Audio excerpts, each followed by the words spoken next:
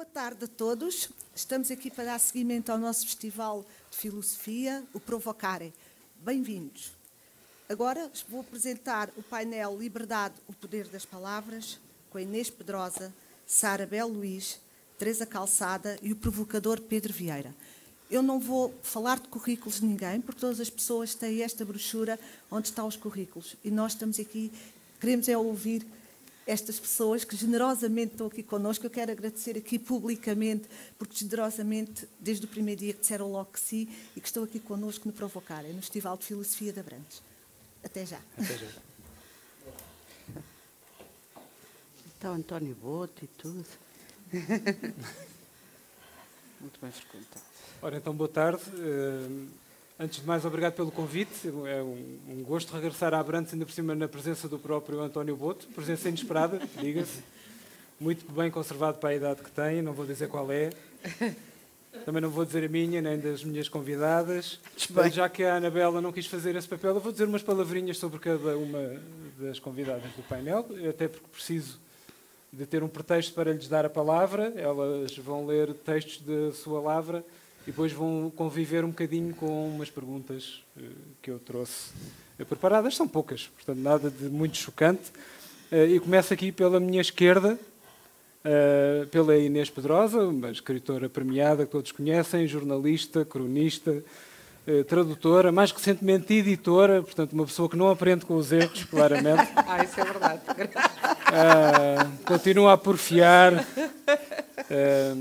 Não vale a pena estar a exaltar títulos da lavra da Inês, mas quer dizer, ressalvo dois, um nas tuas mãos e o Fazes-me Falta. A Inês começou no Jornal de Letras, nickname JL, escreveu também no Indie, que era o Independente, no Expresso, dirigiu a Casa Fernando Pessoa e fez parte de um painel televisivo de extremo bom gosto, que gostaria de ressalvar essa parte, e vem trazer-vos no âmbito deste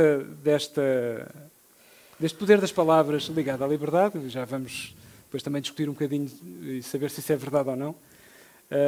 A Inês traz a comunicação, o romance criador de liberdade. Inês. Começa por mim.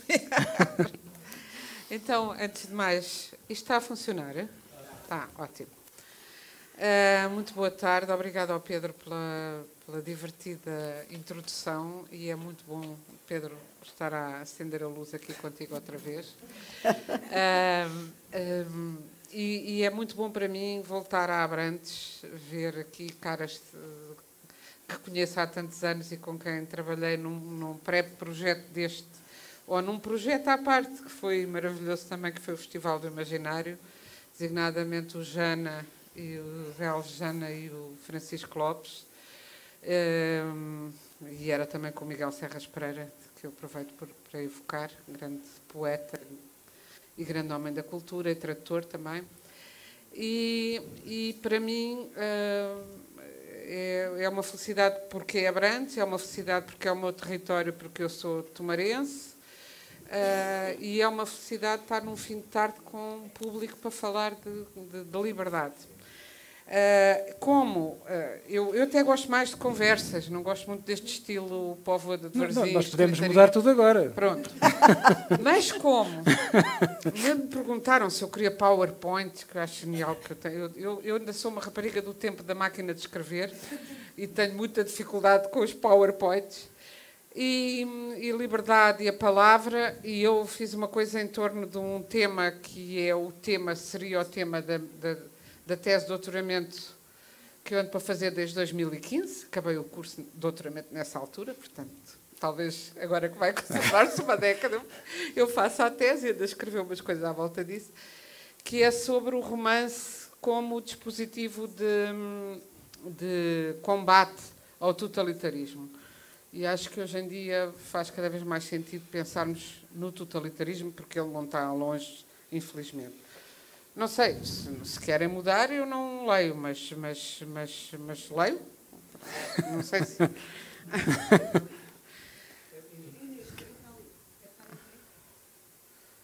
Eu não sei, se calhar para ler, para pôr Dá um ar mais solene também. Dá um ar mais solene. Deixa cá pôr... não, isto não é o telefone, é o microfone. Mas aqui tem outro microfone. Isto não faz redundância? Não. Não, estão a dizer Pronto, que não. ok. É só porque assim tenho onde pôr as folhas e não caem no chão e não as perdo. Pronto. O romance e a democracia contemporânea têm uma história comum. Walter Benjamin assinalou a convergência entre o desenvolvimento das sociedades democráticas e esse género literário específico que é o romance. O romance, isto é a citação do Walter Benjamin, o romance, cujas origens remontam à antiguidade, precisou de centenas de anos para encontrar na burguesia ascendente os elementos que levariam ao seu florescimento. Fim de citação. Acrescentava Benjamin que o universo romanesco está agora ameaçado pela emergência de uma nova forma de comunicação massiva, a informação. Verificamos, todavia, que a literatura é a arte que melhor resiste à massificação. Exige concentração, isolamento e conhecimento aprofundado dos códigos da linguagem. Essas características que a ameaçam do ponto de vista da expansão e da capacidade de sobrevivência enquanto indústria, desde o aparecimento do cinema que se decreta regularmente a morte da literatura, são precisamente as que lhe garantem, do meu ponto de vista, a durabilidade enquanto arte. Na arquitetura romanesca, a erudição e o calão, a língua dos sábios e a dos ignorantes adquirem igual valor. No romance, exerce-se a plena igualdade do direito à voz, independentemente de hierarquias sociais, de género, idade ou raça. O romance inclui todas as modalidades da existência humana, do íntimo ao político, e foi revolucionário no modo como demonstrou, a partir do século XIX, que o íntimo é político. O problema de tudo ser político consiste em que, inversa e velozmente, nada é político. Da politização, entendida como polinização extensa e contínua de toda a flora social, passa-se à apatia perante a política dura, desvalorizada porque arredada do seu inicial e iniciático sentido grego de arte de regular a polis. Se todos somos políticos, ninguém pode ser considerado profissional da política. E as últimas décadas de acelerada interpenetração de saberes são as da assumida e reiterada desprofissionalização dos titulares de cargos políticos. Diz-se de alguém que é um político profissional, dizer-se de alguém que é um político profissional tornou-se insultuoso. Esta recusa do estatuto de especialista, da qual os próprios políticos são os primeiros instigadores e responsáveis, é paralela à profissionalização e subida de estatuto exaustiva das mais variadas categorias laborais, das profissionais do sexo aos curadores, dos técnicos auxiliares de limpeza aos politólogos.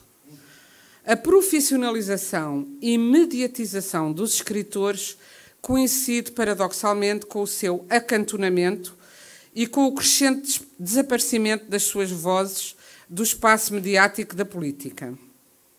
A modernidade líquida de que fala Zygmunt Bauman parece em estado de evaporação, do mesmo modo que as democracias mostram cada vez mais sintomas de diluição em sucessivos estados de exceção antidemocráticos.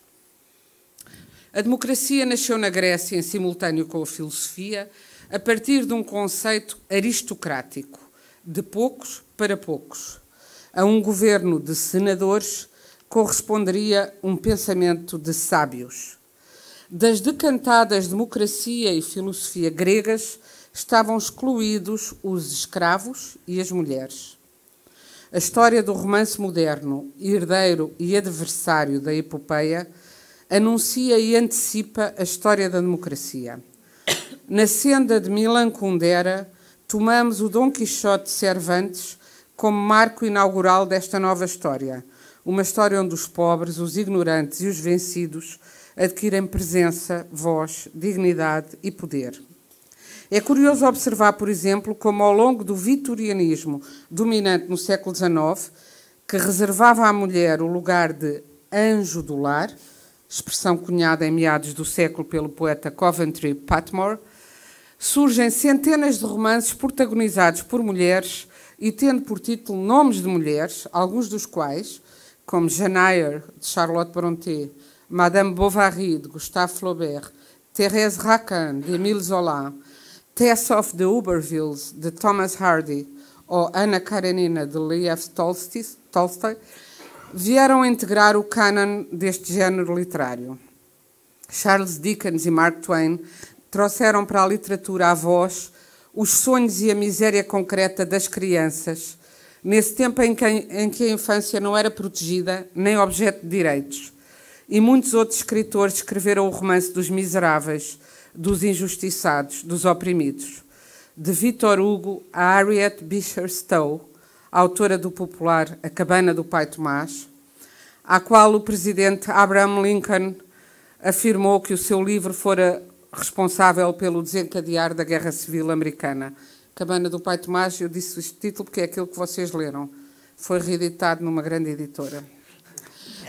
Com o título que lhe der devido, que é A Cabana do Tio Tom, porque é uma perversão chamar-lhe Pai Tomás e é mais uma humilhação daquele homem que ocupa na comunidade o lugar de tio, e é o Tio Tom. A íntima relação entre política e romance tem sido abalada pelo fundamental equívoco da literalidade. Segundo esta perspectiva, romances políticos seriam aqueles que defenderiam de um modo explícito e mesmo panfletário um determinado regime político.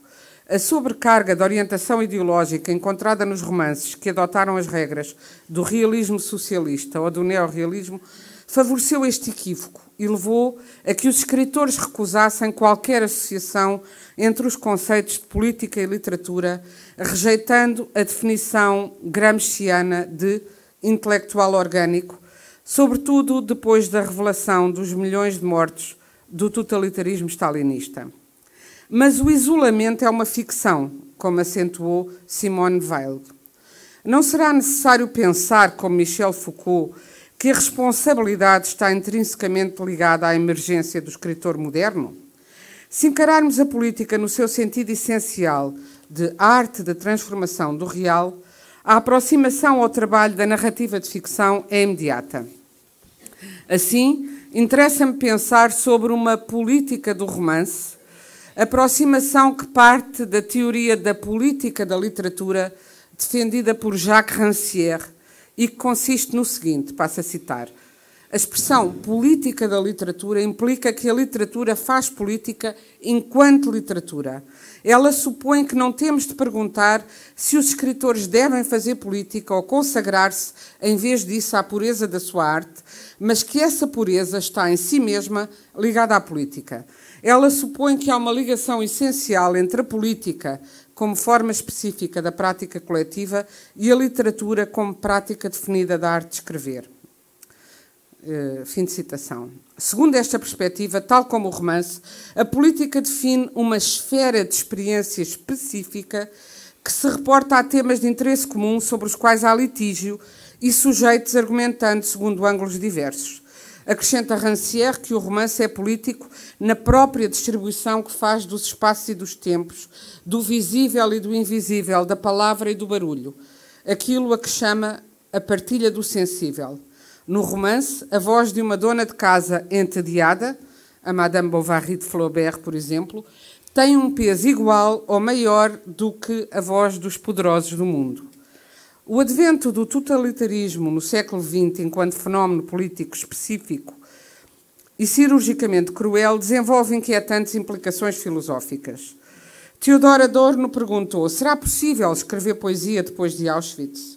Primo Levi, sobrevivente de Auschwitz, e Jorge Semprún, sobrevivente de Buchenwald, explicam nos seus relatos que a memória da literatura, clandestinamente evocada e recitada nos campos de morte, ajudou muitos condenados a resistir mais um dia, mais uma semana, mais um mês, na esperança da libertação.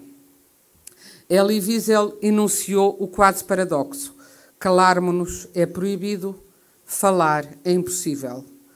O romance combate, mesmo ou sobretudo quando não o quer assumir, o desenvolvimento da máquina de morte que é o totalitarismo. A definição de totalitarismo apresentada por Hannah Arendt em As Origens do Totalitarismo, não admite o plural, porque a característica essencial do governo totalitário é a rasura de qualquer lógica legal ou legislativa, instituindo um estado de terror absoluto, no interior do qual as massas ficam reduzidas à obediência cega e a uma imprevisibilidade devastadora. Assim, para Arendt, o Estado totalitário não pode ser compreendido como uma ditadura particularmente opressora, mas como um fenómeno novo, surgido no século XX. Ao contrário do que defende Karl Popper, que entende ser o totalitarismo tão velho como a civilização ocidental, Arendt realça a singularidade desse sistema caracterizado pelo movimento contínuo, pela transformação das classes em massas e pelo total esmagamento de qualquer tentativa de individualização. Arendt distinguia o stalinismo do posterior regime ditatorial da União Soviética, em vigor à data em que escrevia, junho de 66, recordando que, quando Stalin morreu, as gavetas dos escritores e dos artistas estavam vazias. Hoje, ou seja, na altura, no pós-stalinismo, mas ainda na União Soviética, não é? Existe toda uma literatura que circula em forma de manuscrito e toda a forma de pintura moderna é experimentada nos estudos dos pintores e torna-se conhecida, embora não possa ser exibida. Não pretendemos minimizar a diferença entre a censura tirânica e a liberdade das artes, e sim apenas acentuar o facto que a diferença entre uma literatura clandestina e nenhuma literatura é igual à diferença entre 1 e 0. O terror totalitário perdura além da sua concretização. O suicídio, isto era o fim de citação, o terror totalitário já não é dela. Perdura além da sua concretização. O suicídio de muitos sobreviventes do Holocausto, décadas depois da libertação, prova-o. A literatura é o território em que o vírus do totalitarismo não consegue entrar. O romance é um sismo que se prolonga no tempo. As ditaduras sabem-no, por isso fazem listas de livros proibidos e vigiam tudo o que se publica. Os totalitarismos impedem a própria possibilidade da escrita, porque a escrita remete para a esperança, para o pensamento crítico, para a beleza que permanece para lá da morte. A imprevisibilidade da vida substitui a previsibilidade da morte. Ao caráter perturbante da beleza opõe a solidez delimitada das imagens típicas, cópias de cópias de cópias, ou seja, o kitsch. O kitsch, não por acaso inventado pela língua alemã na época do seu auge imperial, virá a tornar-se o biombo insonorizado do horror e a sua exacerbação. O kitsch começa por ser o rastilho publicitário do totalitarismo para depois se tornar a sua camuflagem. Não por acaso, os totalitarismos cultivam a música e a arquitetura e queimam livros como queimam pessoas. Nos livros corre o vírus incontrolável do pensamento.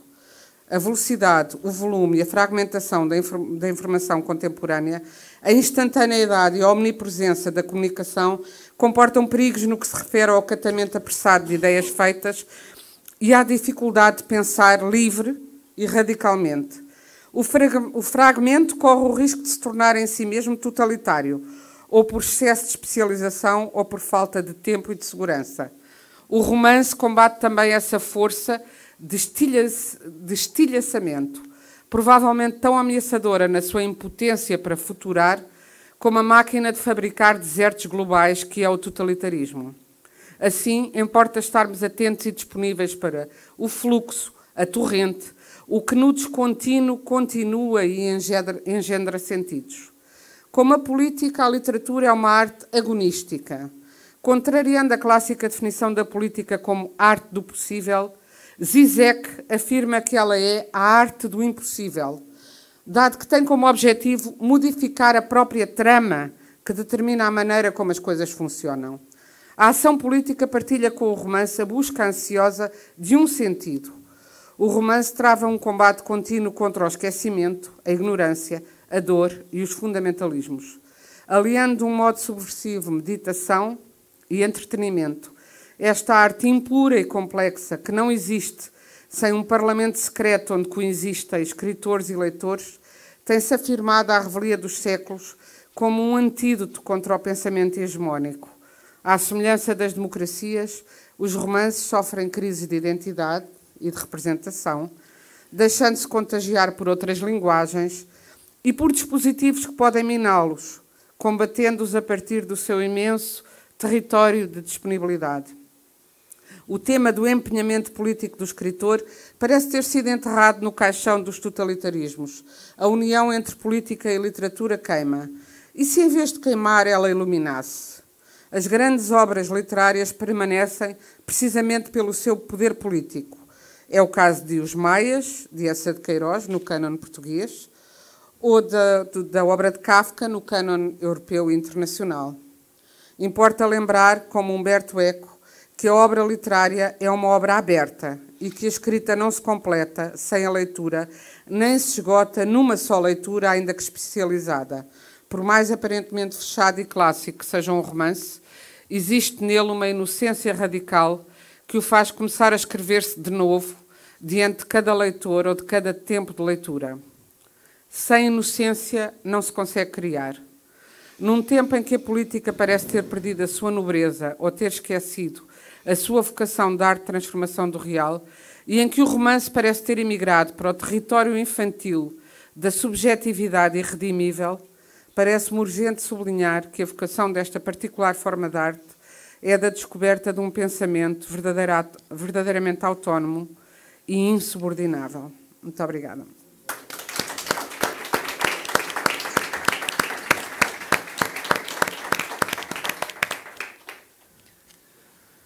Vamos continuar a deslocar-nos para a esquerda, e, portanto, agora um pouco mais à esquerda, Sara Belo Luís. A Sara, que é uma jornalista de corpo inteiro, como saberão, é subdiretora da revista Visão, na qual trabalha, aliás, há mais de 2 décadas, o que significa que terá começado alguns pelos 13. Licenciou-se em Comunicação Social, deu aulas na Faculdade de Letras da Universidade de Lisboa. Já escreveu sobre todos os temas e mais alguns, e quem acompanha o seu trabalho sabe que isto é absolutamente verdade. E partilhamos, na verdade, uma circunstância muito feliz. Somos ambos filhos do verão quente do PREC. A Sara traz um assunto que tem tudo a ver com palavras e, com certeza, que tem tudo a ver com aquilo que faz e aquilo em que se empenha. E, portanto, a comunicação da Sara dá pelo título Fakes não são news. Sara.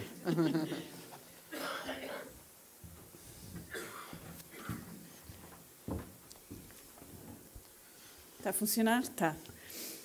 Em primeiro lugar, quero agradecer o convite para vir até Abrantes. É um enorme prazer vir aqui, conhecer pessoas, reencontrar outras e sentir-me muito bem noutros lugares que não são os meus. Agradecer também ao camarada Pedro as simpáticas palavras.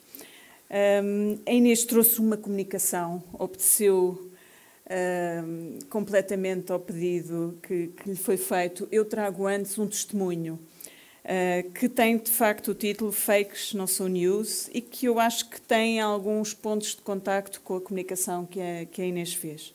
Dir-me-ão depois. Acho que mais importante propriamente do texto que escrevi, que vou ler, é depois o que eles possa deixar a pensar nas nossas cabeças e os cruzamentos que possamos aqui encontrar.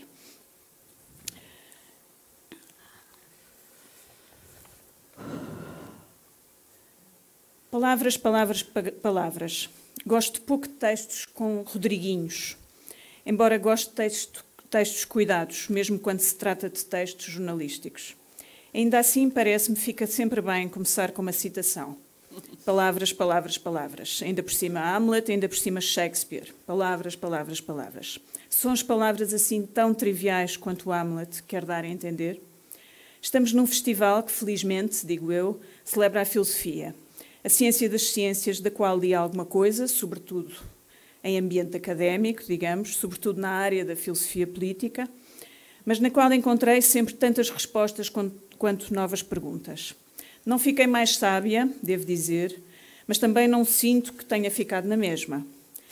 Não fiquei insatisfeita, nada disso, não é nada disso que eu quero dizer. Por favor, não entendam mal as minhas palavras. Na pior das hipóteses, fiquei com uma bateria mais artilhada para olhar o mundo, e isso já é excelente, acho eu. A vida nem sempre é uma tragédia de Shakespeare, embora às vezes tenha muitas semelhanças com ela, como todos saberemos por experiência própria, infelizmente. Só um à parte para dizer que, apesar das tragédias, quero acreditar que a vida é sobretudo esperança, alegria, amizade, amor, pessoas com as quais nos identificamos, com as quais nos cruzamos, com as quais gostamos de estar. Para um jornalista que, como eu, trabalha na imprensa escrita, as palavras não são nada triviais. As palavras são tudo. São a maneira como se chega aos leitores e às leitoras, são o modo como se elencam os factos e se transmite a notícia. São ainda a forma como se tenta traduzir o contexto, as circunstâncias, as explicações de fundo. As duas últimas perguntas da regra jornalística mais básica. Porquê, why e como, how. Neste aspecto, não há nada que inventar. O jornalismo não é literatura. São palavras nuas e cruas, rigorosas, cirúrgicas, o mais possível. Sem os tais Rodriguinhos de que eu falava no princípio. São factos. Vem a propósito, julgo, recordar o slogan do jornal britânico The Guardian, da autoria de C.P. Scott, editor do Manchester Guardian. O comentário é livre, os factos são sagrados. É justamente por isto que, para mim, a escolha das palavras não é indiferente. É certo que há questões de estilo e eu, como tive o privilégio de aprender com os jornalistas da velha guarda, alguns deles com os quais a Inês também se cruzou, ainda hoje tenho alguns pruridos estilísticos. Escrever famosos não é exatamente a mesma coisa que escrever celebridades. Escrever Coimbra não é exatamente a mesma coisa que escrever Cidade dos Estudantes. Escrever livraria não é exatamente a mesma coisa que escrever espaço. Podia perder-me aqui com exemplos engraçados, é certo. As palavras dão pano para mangas, todos sabemos. Polémicos quanto bastos. Não tenho qualquer dúvida de que o meu amigo Pedro Vieira agarraria logo as inúmeras possibilidades de brincarmos com as palavras com que embirro solenemente. Mas, essencialmente, também tento sempre cortar nos advérbios de modo e só no parágrafo anterior acho que escrevi 3 ou 4. Não é de embirrações de questões de estilo que aqui importa falar. Do que importa falar é da importância das palavras, em particular da palavra jornalística, que se quer factual, objetiva, verificada, verdadeira. Outra das regras mais básicas do jornalismo diz-nos que cidadãos informados tomam melhores decisões. Por esse motivo, acredito, sim, nos piores dias é mesmo uma questão de fé, que o jornalismo é um dos pilares fundamentais das sociedades democráticas, sociedades abertas, transparentes, onde os diferentes poderes escrutinam uns aos outros, o quarto poder incluído, claro. Diz o slogan do Washington Post que a democracia morre nas trevas, Democracy dies in darkness. Os tempos, sabemos, não estão nada luminosos. Há trevas, há escuridão, há nuvens carregadas, há um turbilhão de dados, de informação, mas também de lixo, a circular diariamente por todo o mundo. Há ruído, muito ruído. Também se dá um estranho acaso. Há mais informação disponível, trilhões de informação, como nunca houve na história da humanidade, de forma acessível. Mas isso não significa que ela esteja a ser compreendida, que ela esteja a chegar às pessoas, e nomeadamente aos eleitores, para falar do que tem acontecido nas democracias ocidentais no momento de pôr o voto na urna. Há ainda outro estranho caso. Há grupos significativos da população que privilegiam uma boa mentira, boa entre aspas, em detrimento da verdade.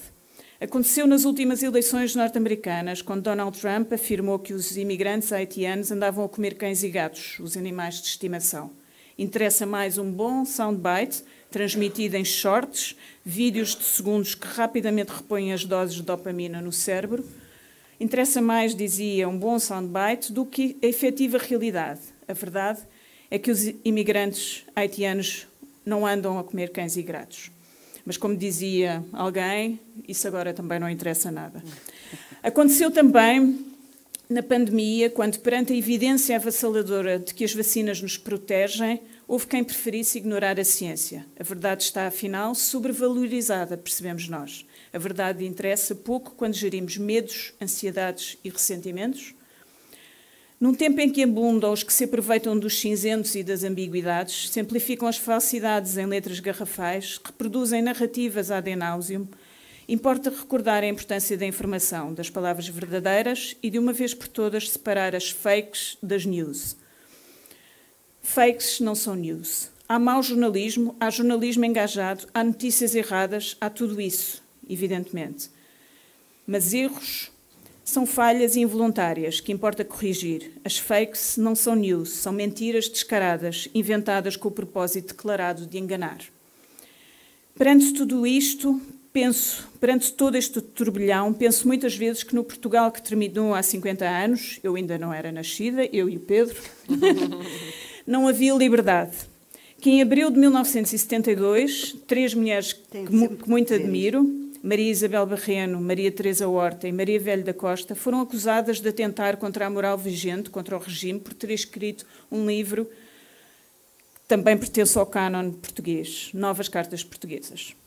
Hoje, apesar das notícias de livros banidos nas bibliotecas norte-americanas, apesar dos episódios nacionais que aconteceram em Portugal que envolvem novos censores, a quem desincomoda a publicação de livros para crianças com os títulos No Meu Bairro, Mamãe Quer Ser um Menino ou O Pedro Gosta do Afonso, apesar de tudo isto, hoje, dizia, progredimos e evoluímos. Não gosto de ser uma otimista, não gosto de ser uma pessimista e gosto de olhar para aquilo que conquistamos. Não estamos no mesmo ponto, é um facto.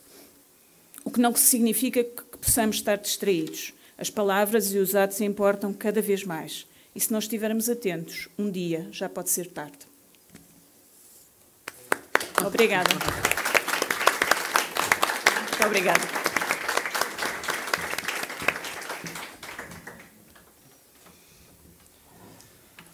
E bom, porque já se falou de PREC e de 25 de Abril, chegamos finalmente à extrema-esquerda, onde está sentada a Teresa Calçada.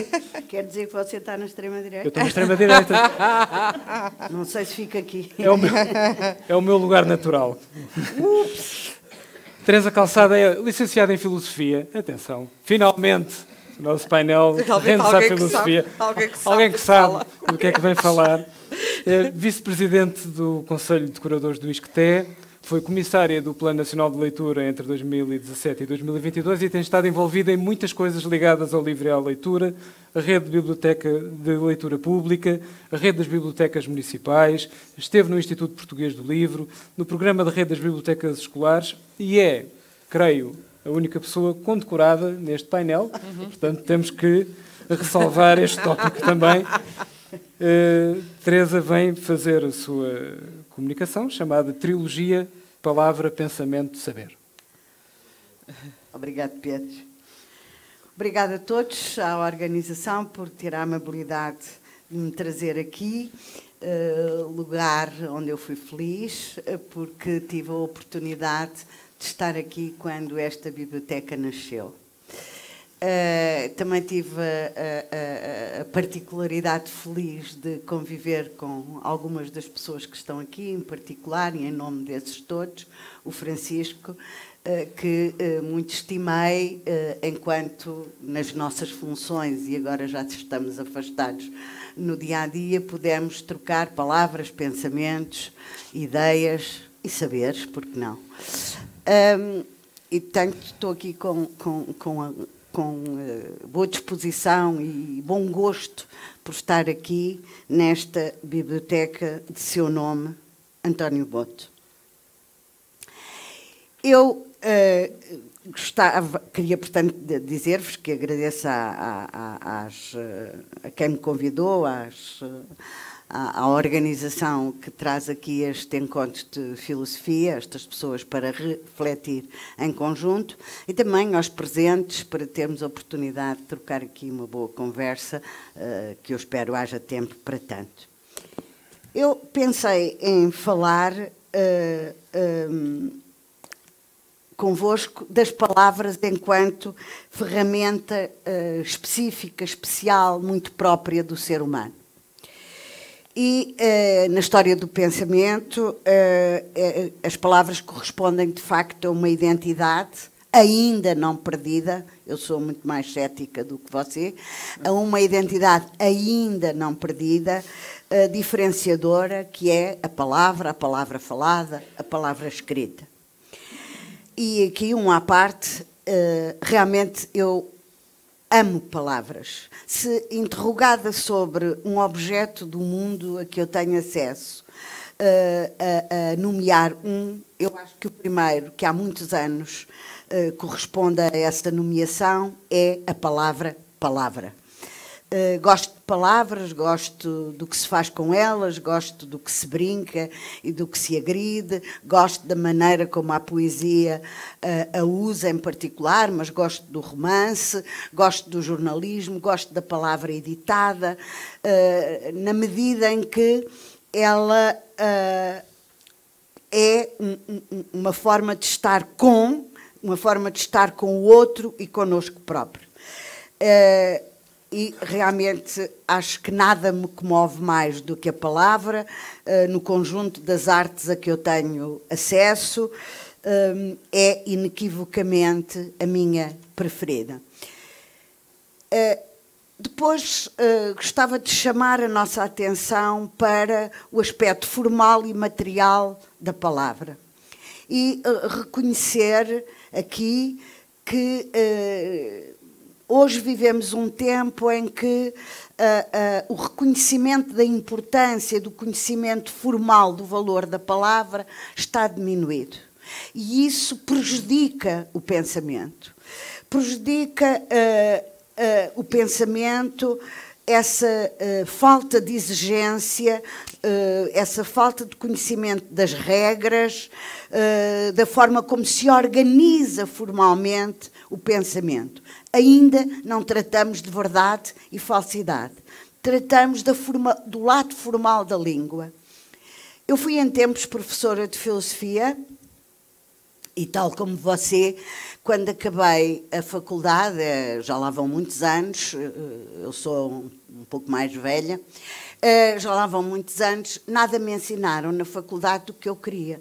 Porque eu esperava, indo para a filosofia, com a oposição, evidentemente, da minha família, que achava que eu só podia ser professora e o meu pai de todo não desejava ter uma filha professora, que me ensinasse o pensamento novo, as novas correntes, aquilo que eu tinha sabido por outras leituras, e eu era leitora, e não. Ensinaram-me uma história toda cronológica, muito arrumadinha, e que terminava no Hegel, na história da filosofia, e já era uma grande novidade naquele ano, porque tinha entrado um professor espanhol na Faculdade de Letras de Lisboa e era especialista em Hegel. E, portanto, tudo era tudo o que eu não gostava, exceção talvez ao padre Manuel Antunes, que era um sábio, e como sábio que era, tanto fazia falar do antigamente, do mais moderno, do sem data, porque um sábio é um sábio. E naquele tempo, que nós contestávamos a faculdade toda, havia um professor que não era contestado. E, no entanto, não estava do nosso lado necessariamente, nem sabíamos o que ele pensava politicamente, viemos a saber mais tarde, mas ele era um sábio. E a sabedoria é, de facto, uma qualidade que é um plus em tudo aquilo que a gente aprende. E eu, quando acabei a faculdade, que por acaso só foi o bacharelato, porque, entretanto, fui trabalhar como professora de filosofia sem qualificações, que não um bacharelato, pensei, eu não aprendi nada do que eu queria aprender, mas eu sei que saio desta faculdade com ferramentas intelectuais que eu não teria se não tivesse cá. E, a partir daí, percebi muito bem a vantagem de ter mais conhecimento, mesmo que ele não sirva para nada. Eu sou muito defensora da inutilidade, ou da utilidade do que é inútil. E aprendi isso aí com os meus 18, 19 anos, a altura em que abalei para fora de Lisboa, de onde eu era, e fui, soi-disant, ensinar filosofia. Por isso, eu gosto sempre de lembrar à escola que, e muitas vezes tenho estado ligada às escolas, por força do meu percurso profissional, lembrar à escola que a escola se deve preocupar com o pensamento formal. E que o pensamento formal é condição para se encontrar a verdade e a falsidade, porque a lógica material precisa das regras do pensamento universal para depois se desenvolver e fazer crescer essas competências linguísticas e científicas, metodológicas, que é isso que depois se acrescenta na validação do pensamento. A correção da estruturação do pensamento, da ideia, do juízo, do raciocínio, é, portanto, um antecedente, um antes, que fortalece a nossa compreensão do logos. E, de algum modo, para alguns de nós, é isso mesmo que nós queremos. A razão é um objeto de estudo, mesmo quando não nomeamos esse objeto, porque qualquer área do conhecimento assenta na vontade de dominar esse instrumento especial que é a razão e leva ao conhecimento. A lógica material assenta sobre isso e valida metodologicamente esse conhecimento. Há, portanto, uma reconstrução no chamado conhecimento científico, teórico, abstrato, universal, como metodologia, e a relação destas áreas permite-nos ter categorias que, por sua vez, nos permitem pensar mais e melhor. Não interessa com que conteúdo, interessa formalmente e depois interessa ao conteúdo, porque cada um de nós se dedica a uma área específica do pensamento e do conhecimento. A filosofia ocupa-se realmente das problemáticas que atravessam todo o conhecimento, sobre diversíssimos pontos de vista, umas mais dadas à linguística, outras mais dadas ao pensamento mais racional, outras mais dadas à ética, etc. Todos sabemos isso. Mas ela é, sobretudo, e porventura será isso que alguns de nós atrai, encanta e que, pelo meu lado, eu acho que devia ser trabalhada nas escolas, é a melhor forma de perguntar. A filosofia é eminentemente isso, encontrar a melhor forma de perguntar que não traz necessariamente uma resposta.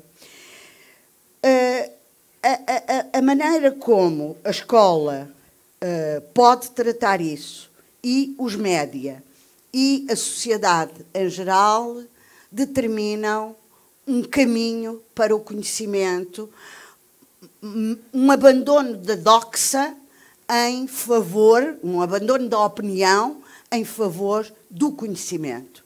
E hoje ainda, como se não chegasse isso, temos atravessado neste caminho um exercício exacerbado do ethos, daquilo que é a emoção, uma percepção sentimental que se sobrepõe por força de muitas formas e, em particular, por força do modo como hoje a comunicação se faz, verdadeiramente aditiva, verdadeiramente viral, verdadeiramente numa grande velocidade,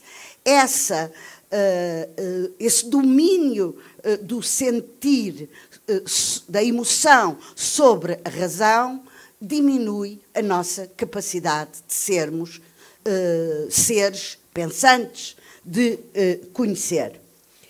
E isso é perigoso, porque é aquilo que torna mais fácil o engano, que torna mais fácil e mais vulnerável quem, julgando que aprende, se é omnibulado por outros instrumentos que não os instrumentos racionais.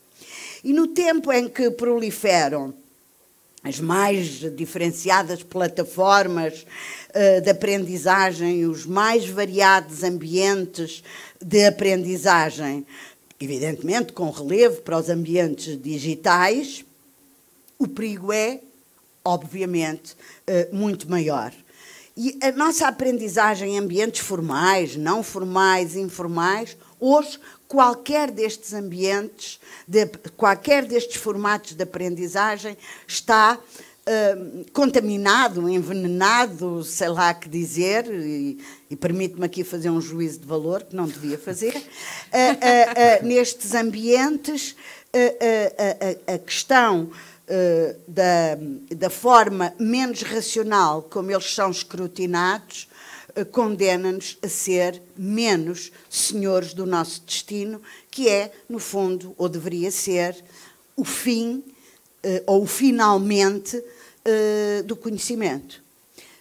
Poder ser senhores, os homens senhores do seu destino, na maneira como interpretam a ciência, seja a ciência mais dura, seja a ciência social, sejam os diferentes ramos da ciência e sejam, em particular, as humanidades, que, como todos nós sabemos, são o elo fraco nesta cadeia contemporânea de olhar os saberes.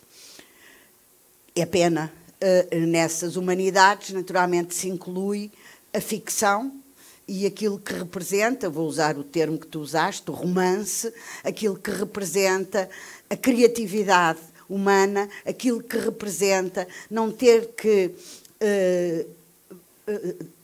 validar o modo como o raciocínio literário serve o outro, serve a imaginação e cria mundos. Porque neste mundo em que nós vivemos, quanto mais se afirma o valor da criatividade, e hoje todos temos a boca cheia disso, menos isso se pratica do ponto de vista intelectual. Perceber como se adquire e como se manipulam as ferramentas que hoje conduzem e são usadas de forma aditiva, de forma descontrolada, tudo o que hoje marca a dita chamada pós-modernidade é uma matéria a que eu dedico algum pensamento, alguma da minha reflexão, por medo. Porque eu tenho medo do mundo em que os instrumentos racionais são menorizados versus os instrumentos emocionais. E, portanto, são pontos críticos da revolução em que nós vivemos. Todas as revoluções, nós hoje vivemos uma revolução tecnológica, digital, que já está modificada nestes escassos 20 anos pelo aparecimento da inteligência artificial intrometida em tudo o que é a nossa vida. Aliás, para o ano este painel será feito com robôs. Foi-me garantido há pouco. De 2025. Pronto, estamos descansados, não somos convidados. Todas as coisas têm algum verso e reverso. Mas neste momento deste domínio, que, como todas as revoluções dizia, tem lados perigosos e lados valorosos, não é? Não há, quem sabe história sabe que a nossa história, a história pessoal, a história coletiva, é isso. Nós vivemos uma revolução perigosa e alertar para os perigos desta revolução é muito contracorrente, porque os mecanismos que a fazem ser poderosa são os mesmos que são usados para não deixar que vejamos nela os seus contrafactos. Eu acho que os mecanismos que levam às nossas escolhas estão sempre interceptados pelas palavras e pelas coisas. Por acaso já se falou aqui do Foucault, acho que tu falaste, e estamos sempre nessa interseção das palavras que dizem as coisas e das coisas que dizem sobre as palavras. Bom, eu vou terminar, acho que já devo estar para aí a falar há mais tempo, mas gostava ainda de dedicar aqui um pouco, um ponto ao papel que têm, já que nós estamos aqui numa biblioteca pública, o papel que têm as bibliotecas nesta contra-manipulação, nesta contra-corrente. As bibliotecas foram, de algum modo, sempre lugares controversos e lugares de contracultura, ao mesmo tempo que têm a cultura, porque é evidente que é assim, e até alguns objetos podem ser simultaneamente objetos de cultura e contracultura. Não é por acaso que nós temos, na Revolução de 74, um país em que as bibliotecas praticamente não existem e mesmo algumas que existam não são respeitadas, nem são muito acarinhadas, e eu espero que este anátema não caia de novo nas bibliotecas. E não é por acaso que falo disso, é porque exatamente alguma cultura dominante hoje começa a fazer crer que com as tecnologias mais avançadas, digamos, se perde sentido para algum valor das bibliotecas. E quando eu falo disto, não necessariamente só o livro, embora evidentemente eu esteja aqui para elogiar o livro em todos os seus suportes, o livro em todas as suas manifestações, mas a forma prolongada, continuada, lenta com que se acede, quer do ponto de vista literário, quer do ponto de vista mais científico, àquilo que é a felicidade que vem dos livros, para usar uma feliz expressão de há alguns anos na história das bibliotecas públicas, inventada e escrita no jornal Petinon JL, que foi escrito pelo Francisco José Viegas, da felicidade que vem dos livros. E é importante que no seio das bibliotecas as bibliotecas não se deixem contaminar pela ideia fácil de que tudo é substituível. Não é substituível. Pode ser compaginável, como há bocado se falava aqui do cinema, de outras artes. É para conviver, é para que as letras, as artes e as ciências convivam e se interroguem mutuamente e não necessariamente que passem um atestado de pobreza ou de inferioridade umas às outras. É por isso que a leitura não é só um problema epistemológico ou gnosiológico. A leitura é um problema ético, porque tem a ver com a forma como nós vemos a sociedade e o papel que a leitura tem na sociedade. E isso é eminentemente ético. Este é um aspecto que eu gosto de sublinhar e que está ligado a um outro conceito que vocês aqui apelam a que nos vamos referir, que é a liberdade. Se a palavra é uma arma, a palavra é uma arma contra a ditadura, que força é essa amiga, a liberdade a sério está a passar por aqui. Toda essa noção da palavra dita, poética, por nomeadamente os nossos ditos cantores de resistência, de intervenção, tem a ver, de facto, com a ideia de a palavra ser ou poder ser uma arma, não estritamente nesse sentido político, mas num sentido que é político ou ético, que é sociológico, que tem a ver com o lugar que a pessoa ocupa na sociedade. Não é só um problema de cidadania. Sim, senhor, as questões da cidadania. Mas eu não sou personalista, mas é o papel da pessoa, do indivíduo, quer individualmente ou coletivamente, tem nesta sociedade. E é aí que, porventura, se coloca o problema de esse conhecimento servir para ser uma arma contra a barbárie da ignorância. Nós temos alguns autores que se dedicaram, nós, a humanidade, a essa matéria. De facto, a ausência de uma cultura plural e da consciência do valor do conhecimento e ético da cultura dá aos nossos tempos a possibilidade de encontrarmos entre nós um florescimento de uma barbárie que vem associada à ausência de conhecimento, uma barbárie da ignorância.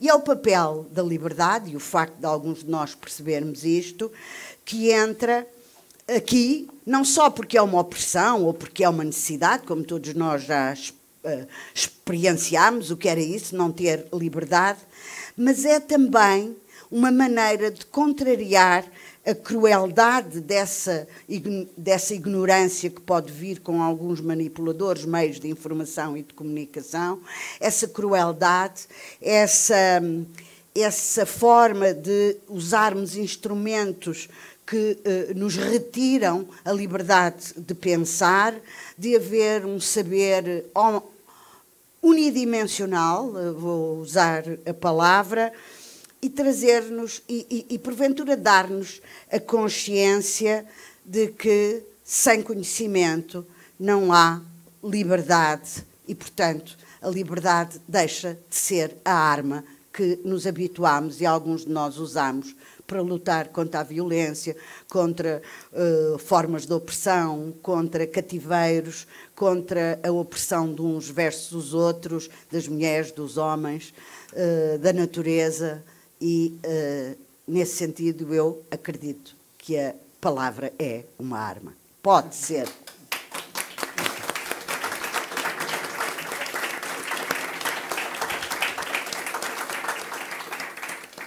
Ora, para vosso gáudio, ainda temos aqui um tempinho para poder conversar com as nossas convidadas e bom, eu reconheço alguma bonomia no título deste painel. Liberdade, o poder das palavras, e então queria virar aqui um bocadinho o tabuleiro e lançar a questão às minhas três convidadas, e que é tentar perceber se as palavras, e no contexto em que nós vivemos, se também têm o poder de nos tirar a liberdade neste contexto de intoxicação, gritaria, manipulação, etc. Inês? Claro que sim, aliás, esse foi um tema central na comunicação da Sara e, aliás, fui tomando umas notinhas para não perder tudo o que queria também comentar da nossa... para conversarmos um bocado também entre todas. Entre todas. Todas? Também É a maioria? Todas? Exato, és a maioria. Somos todas. Exatamente. Todos. Não, mas... Há pouco tempo uma professora da universidade americana, mas portuguesa, fez uma experiência... Deixa-me contar esta história que eu acho muito engraçada. Adoro história. E que também tem a ver com o poder das palavras. Deu um seminário em que disse, bem, aqui somos a maioria mulheres e eu vou falar... Eram 4 rapazes. E vamos falar no feminino, porque o feminino é o plural e não sei o quê. Tiveram assim umas horas de assuntos diversos, literatura, não sei o quê. Tiveram e depois foram almoçar e ao almoço eles disseram, vamos continuar com isto. É que já me estou a sentir incomodado. Veio dizer um aluno e ela disse, então olha, agora vamos continuar o resto do dia assim, neste esquema. Não sei porque é que está incomodado, mas é assim que as mulheres 100.000 anos de espécie. Porque nós, quando queremos falar de humanidade, estava a pensar nisso quando a Teresa disse várias vezes, os homens isto, os homens aquilo, porque é a maneira que temos de dizer, ou estamos a repetir sempre a palavra humanidade, ou são os homens. Mas os homens incluem as mulheres. E por acaso as mulheres, assim, não há mundo sem homens nem mulheres, mas parece-me evidente que as mulheres começaram por ser exploradas porque os homens viram que as futuras gerações nasciam da barriga delas. Cá, no meu entender, ainda não teriam percebido como é que isso acontecia, mas perceberam que elas tinham aquele poder e, portanto, toca de acabar com ele. As novas cartas portuguesas, de facto, pertencem ao cânon. Antes que eu me esqueça de dizer isto, como estava a dizer a Sara, mas acho que ainda não estão na escola. Também não percebo porquê. E acho que nos 50 anos de Abril, em que tanta coisa está contra Abril, elas deviam passar a estar na escola. Portanto, eu acho que, por acaso, uma edição saiu no Plano Nacional, aquela última, de 50 anos, saiu no Plano Nacional de Leitura. De qualquer modo, é uma diferença. Pode não estar, porque aquilo não é um cânon. São edições reconhecidas como edições. E não está proibido. Não, sim. Era a diferença. Não, mas quer dizer assim... Pode-se ler. É uma pequena diferença. Eu penso que, então, com os 50 anos, estão na maioria das bibliotecas. Os cânones vão mudando. Não me digam que não está aqui. Se não está... Eu no dos 50 anos. Eu no pós-25 de Abril, na escola, entre outras coisas, dei, por exemplo, o Delfim, que acho que hoje em dia não se está na escola, que agradeço muito que me tenham... Dei, quer dizer, era obrigatório ler, não me lembro em que ano do liceu, mas sei que li o Delfim no liceu, como li os Esteiros, do Soeiro Pereira Gomes, que agora acho que não está em cânon nenhum hoje em dia, não é? Mas, portanto, e há coisas que vão saindo. O Virgílio Ferreira, líamos Amanhã Submersa, falámos há bocado disso. Se calhar não era o melhor livro para... Isso também é muito engraçado, os livros na escola e tal, falar disso, mas lia-se autores que depois deixam de se ler, depois voltam a ler, e eu acho que O cânon continua a ser muito masculino e essas Três Marias fazem muita falta no cânon. Não há cânon agora? Não. Não há cânon, não há outra coisa, não sei. Não há poucos livros obrigatórios. O que é que tu... Perguntava sobre se as palavras nos podem tirar a liberdade. Podem, e não dar... claro que podem tirar a liberdade. E quanto mais... A Teresa, aliás, à qual devemos aqui todos agradecer o trabalho que ela fez em prol das bibliotecas. Todos os... Pronto. Estou mesmo velha, eu. Mas é que as bibliotecas são uma conquista de Abril também, e uma das grandes autoras dessa revolução que existe em Portugal foi a Teresa, e realmente Portugal, se há coisa que se pode orgulhar, é que tem bibliotecas bonitas e boas, às vezes não tão boas como os bibliotecários queriam, porque depois, não, dependendo das políticas, caso a caso, não há dinheiro para comprar livros, por exemplo, etc., mas são espaços que não existiam e que eu acho que mereciam ter uma divulgação que também não estão a ter, porque ainda ouço hoje pessoas dizerem, isto aconteceu na biblioteca, por exemplo, de Viana do Castelo, uma pessoa a entrar, mas pode-se entrar, não é preciso, que é uma biblioteca lindíssima, como esta, não sabia que podia entrar sem pagar, porque achou que aquilo tinha um ar de museu moderno. E, portanto, acho que tem de se fazer uma campanha a dizer os livros levam-se para casa gratuitos e filmes também levam filmes. E para a frequência, também para a requisição de livros, etc. Ainda há quem não saiba. É extraordinário. E como há tanta informação, e de facto vivemos numa época de excesso de informação e de excesso de fake news, e depois as coisas mais básicas não se sabe. Claro que quanto mais for o regime do sentimentalismo de que estava a falar a Teresa, era aqui que eu queria pegar, mais as palavras nos podem servir para nos censurar. Por exemplo, a Teresa estava a falar do sentimentalismo, eu estava a pensar numa coisa muito banal, mas que me acontece muito, que é pessoas que me escrevem, que me escreviam muito quando eu tinha crónicas ou quando tínhamos o programa na televisão, e diziam, fiquei tão triste consigo. Eu tinha tão boa impressão sua. E foi dizer aquilo. Olha, nunca mais leio um livro seu. A sério, tanta vez. Montes de vezes. A vantagem de teres livros que ninguém lê é que não tens esse problema. Estou sempre escudado. E uma vez até isso já há uns anos, e foi na altura que eu tive um livro que toda a gente lia, também não acontece sempre, a mim já me aconteceu uma vez, por acaso não é o meu melhor livro, mas isso também não interessa nada, nunca, em geral não é, em geral não são, mas nessa altura eu fiz um comentário qualquer crítico aos professores, e quando se fala dos professores, aliás...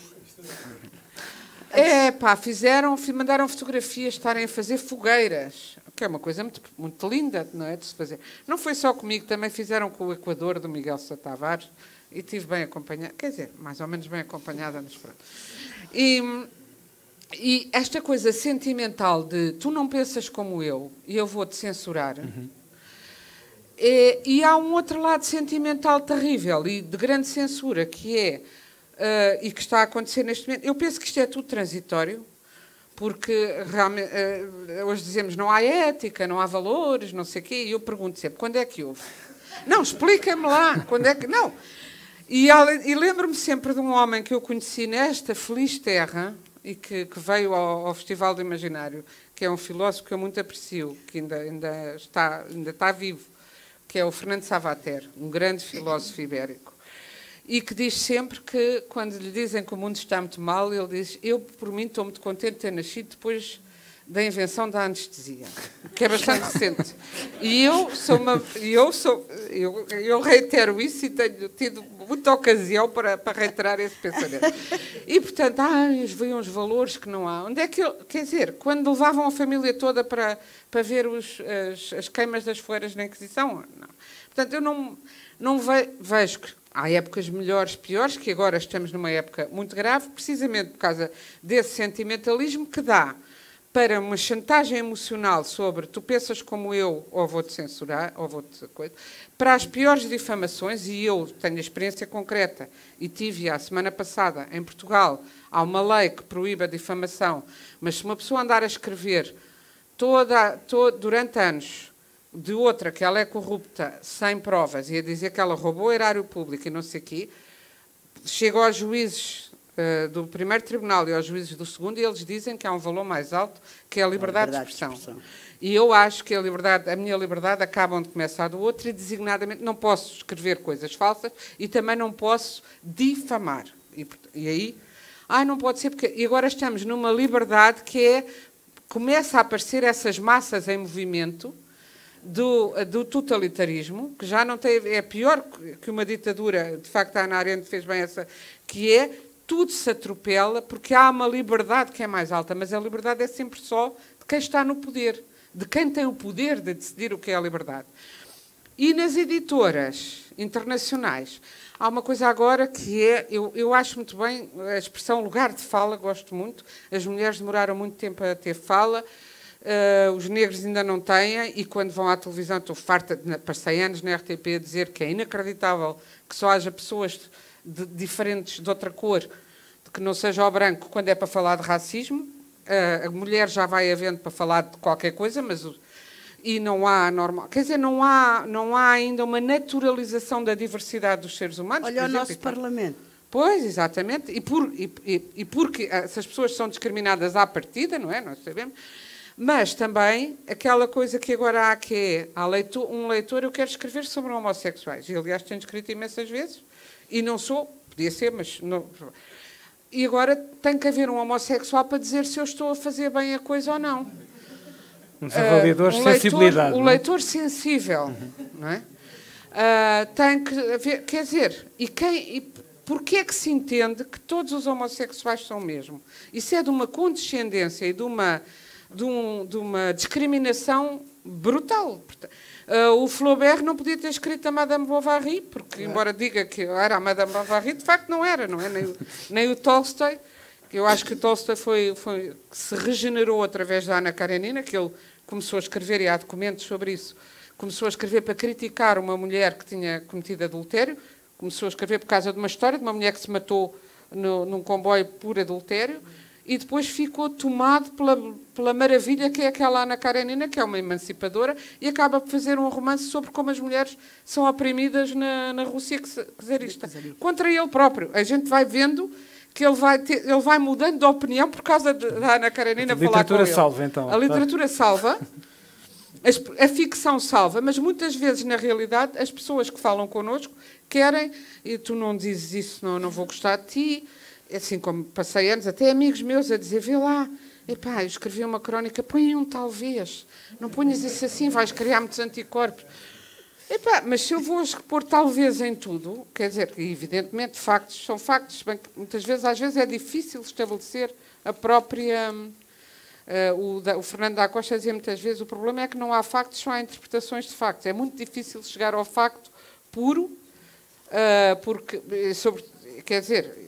Vamos imaginar as guerras e podemos imaginar várias agora. Depende de onde se começa a contar, não é? Quem é que tem razão? Todos têm um bocadinho de razão, dependendo do sítio onde estão, do que viram, do que passaram, não sei o quê. E é muito difícil. Por exemplo, isso, e só para falar de um exemplo que está em cima de nós agora. Não podemos ser completamente relativistas, porque senão... Mas, não, eu acho que devemos mas não podemos ser relativistas, nem podemos dizer que a verdade não existe. Eu acho que também se chegou a uma altura que não interessa nada ao que o Trump diz. Eu, no outro dia, li uma reportagem do New York Times, onde dizem que, onde há miúdos, perguntaram aos miúdos antes onde é que eles iam votar. E alguns mudaram de opinião durante... E houve 2 de 20 e poucos anos que votaram, que iam votar democrata e votaram republicano, e disseram que o Trump lhes parecia mais normal, o mais normal dos candidatos, que lhes parecia mais normal do que os outros.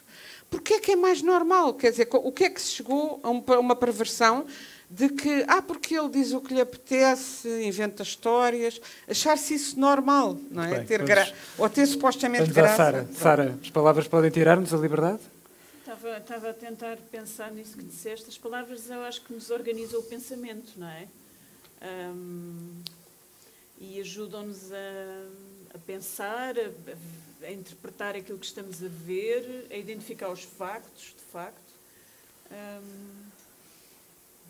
E acho que vivemos num tempo em que elas, de facto, podem-nos tirar essa liberdade. Ou pelo menos que existe esse perigo. Acho que temos que... Não podemos ficar reféns das palavras, não é? Temos que estar atentos e perceber o outro lado das palavras, digamos assim. Há uma expressão que eu não resisto a perguntar-te por ela, porque é uma coisa que se lê muito, eu frequento muito redes. Pronto, sou uma pessoa que gosta de assistir aos desastres, e então estou sempre dentro de redes. E que é muito dirigida à tua profissão, aos média, etc. E que é um neologismo que, entretanto, foi criado, que é o jornalixo, em que tudo se confunde, né? E, portanto, tudo o que é publicado nos média é jornalixo, e a verdade está sempre noutro sítio. Como é que se descalça esta bota do jornalixo? Eu não sei se são palavras, não é? São palavras preferidas atrás de um ecrã, o que desde logo modifica aqui um bocadinho as coisas, não é? Bem dito. Acho que muito do tal lixo que circula, do tal ruído que circula no mundo, é feito sob a máscara de um ecrã, sob a farsa do anonimato. Eu não devia dizer isto, mas eu cada vez menos consumo redes sociais. E digo muitas vezes que se deixasse de ser jornalista, deixaria de todo de consumir. Acho que, apesar de tudo, tenho alguma obrigação de estar atenta e preciso delas como fonte de informação. Acho que elas são fundamentais na questão que se falava muito de dar voz a algumas vozes, democratizar, de certa maneira. Sim, na ideia do acesso. Acho que isto é polémico, o que eu vou dizer, mas é o que eu sinto de alguns tempos para cá. Se pusermos as duas coisas nos pratos da balança, acho que o que se ganha com o acesso, de facto, a vozes que não tinham expressão é muito menor do que o monstro que se criou. Lá está, porque é feito através sob a máscara de um ecrã. Muitas das vezes, a Teresa falou na questão da inteligência artificial, acho que se abrem caminhos complicadíssimos, não é? De bots e portanto, acho que são tempos muito complicados, aqueles que estamos a viver. E pronto, quero acreditar que a palavra ainda é o lugar, ou pode ser, não é um lugar, pode ser um lugar da verdade, não é? Seja ela a verdade encontrada na literatura, na ficção, na filosofia, no jornalismo. Não tem que ser uma verdade absoluta, os factos também não são absolutos, não é? A ciência também não se faz, a ciência faz-se de verdade em verdade. Claro. E é assim que a ciência evolui, não é? Negando a verdade anterior e progredindo, mas feito de uma forma transparente e seguindo um método, não é? Lá está, tudo o que é propagado nas redes sociais é feito de forma anárquica, sem método, muitas vezes com outros objetivos. Às vezes com demasiado método, aliás, não é? Porque é propositado. E pronto, acho que são tempos, quer dizer, difíceis e ao mesmo tempo altamente estimulantes, não é? Muito interessantes, como se dizia. Sim. Vivemos tempos muito interessantes. Altamente estimulantes. Acho que temos tido na questão política a tradução desses tempos que vivemos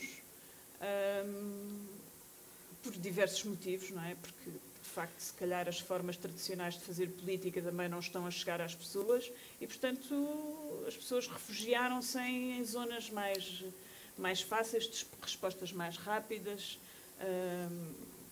Acho que isso também tem do lado da política, não é? Da política, não falo dos políticos, falo de política como um lugar de estar nas cidades, não é? Na polis, na vida pública, na vida. Acho que isso também nos responsabiliza, não é? Pensar como é que chegamos lá. Teresa, estava a ouvi-la há pouco. A Teresa é a nossa filósofa, não é? Exato, ela tem a obrigação de... Não, eu sou licenciada em filosofia. Tem a obrigação, pelo menos, de lançar perguntas, porque já percebemos que ela não quer dar respostas. Quero dar respostas. A filosofia pergunta, não Teresa. é? A Teresa disse Pergunta, isso, é a mas- melhor pergunta. É a melhor pergunta. Estava a ouvi-la há pouco a falar sobre este mundo adjetivado perigoso. E eu queria perguntar se é mesmo um mundo mais perigoso agora ou se é só mais ruidoso do que antes. A minha opinião pessoal é que é mesmo muito perigoso. É perigoso exatamente porque a natureza, como é que eu direi, a forma de ser da informação atual é ela uma arma que se desmultiplica de uma maneira incrível.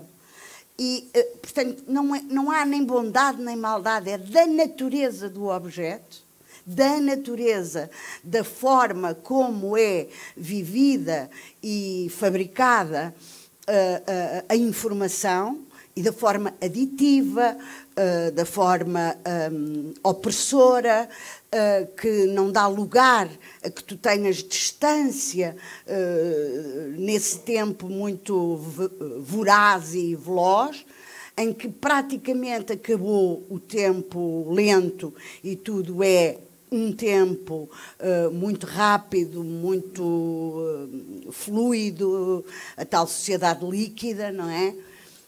Portanto, para mim é um tempo perigoso porque é a natureza desse modo da sociedade estar que permite outras tiranias, outras formas brutais de dominar a sociedade, a manipulação, a forma enganosa como esses instrumentos, nós chamamos aqui vulgarmente, as redes, se propagam. Portanto, é perigosa, dada a natureza do objeto, é como uma arma.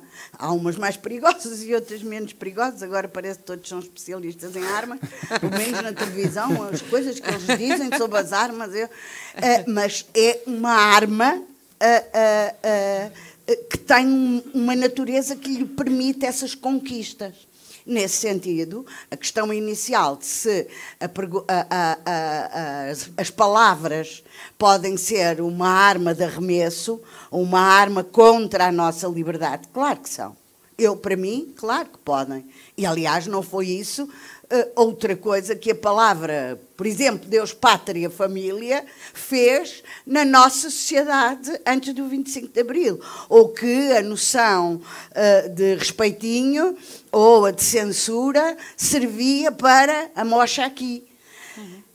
Claro que são. Nós hoje puxamos por ela porque fomos buscar aqui, muitos de nós, mesmo porventura, alguns que não somos particularmente ativos ou não fomos nas conquistas de Abril, mas que correspondem a uma sociedade mais livre, que não tem que ser esta extrema-esquerda onde você me colocou. Não fui eu, foi a organização. Pronto, ou isso. Está a ver o que é fake news? Não havia editor. Eu aqui passo a outro tema, que é esse mesmo.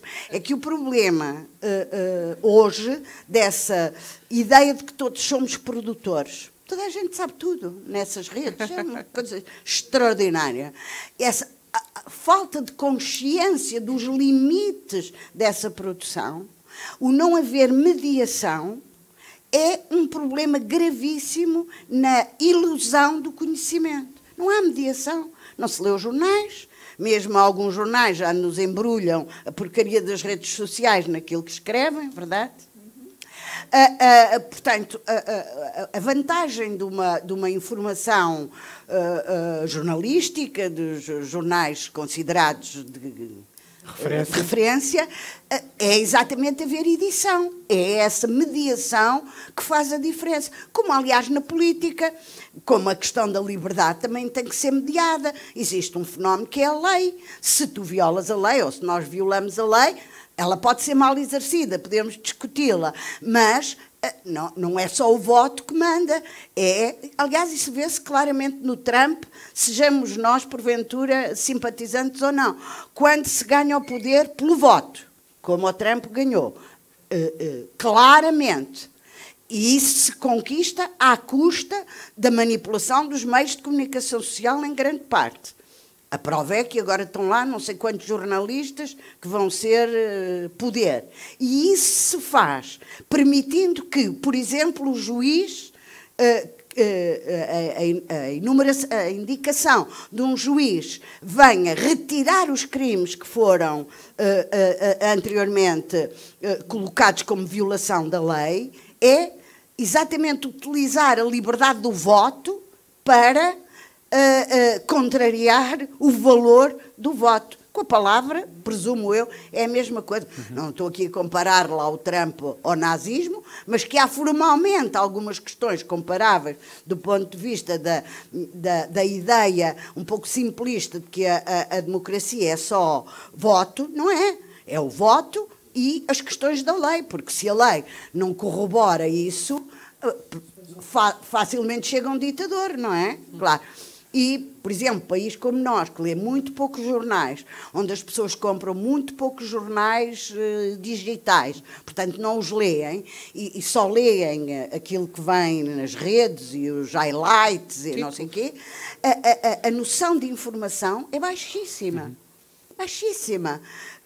E isso traz um território favorável a que a palavra seja também uma contra-arma, vamos dizer. Eu sou cética em relação a este desenvolvimento por isso. Agora, como felizmente o futuro não tem regras, ao que parece, a história dos homens tem mostrado isso, pode acontecer que os contra, que você se referiu, os contra desta evolução dos momentos históricos em que nós vivemos, possa trazer contra um efeito de negação desses valores ou dessa forma de atuar, por exaustão, por compreensão de que isso nos traz uma maneira menos humanista de viver. Pode acontecer que certas questões associadas ao esgotamento da terra também nos façam recuar, o modo como nós destruímos aquilo que é o nosso suporte de vida. Esse futuro não é só os mágicos é que, pelos vistos, sabem, não tenho essa categoria, e portanto, há mudanças históricas que realmente podem acontecer. Mas também é verdade que a história mostra que nem sempre o progresso, que nem sempre o ir para a frente é progresso. Que há momentos na história em que vem o negro e vêm as nuvens e vêm períodos negros da história dos homens. Muito bem. Embora não pareça, chegamos muito perto do final do nosso tempo. É assim, quando estamos a divertir-nos, o tempo passa muito rápido. Acho que temos espaço para uma ou duas perguntas, se quiserem interpelar as nossas convidadas. Não, deve ser preciso micro, não é? Não sei. Já ia tirar isso. Se calhar nós ouvimos. Diz. Sei. Para gravar, para gravar, ok. Pois. Fugiu. Tudo gravado. Aqui à frente, Francisco. Estes dois senhores. Se me permitirem, gostava de fazer um comentário. Francisco Lopes. Pode ser? Desde que seja sucinto. É que em eventos literários os comentários normalmente... Eu tenho medo desses comentários. Pode. Pode. Não te esqueças que ele já foi dono da biblioteca. Pronto. Respeitinho. E por causa disso, vamos lá, eu queria estender a essa área, não é? Também, não apenas àquilo que se passa nas palavras que correm pelas redes digitais, mas também pelas prateleiras das bibliotecas e por tudo que nós lemos impresso. Sim. Porque esse mesmo ruído, esse fenómeno contamina também o que se passa aqui. Entre outras coisas porque exalta as vaidades. Não é? Porque quando de repente temos um meio de comunicação que entendemos por democrático só porque ele dá a capacidade a todos de falarem para todos, instantaneamente, isso nos faz entrar numa enorme ilusão de democracia. Certo. Imaginem agora o que é que seria se o meio, em vez de ser silencioso, fosse o mesmo que cada um ter um megafone com o qual podiam falar para toda a cidade, todos podiam falar para toda a cidade ao mesmo tempo. Isto era uma cacofonia. É o que é o Facebook? Uma cacofonia. É a definição das redes sociais. Isto é o que se passa. Do meu ponto de vista, nas redes ditas sociais, que são a prova dos factos, sem demonstrar que são mais antissociais do que sociais. Transpondo isto para a palavra impressa, faz com que, mesmo nas tantas bibliotecas, uma dificuldade do leitor hoje em dia, e no universo editorial das editoras que não são sérias, mais duas das minhas, Claro. não é?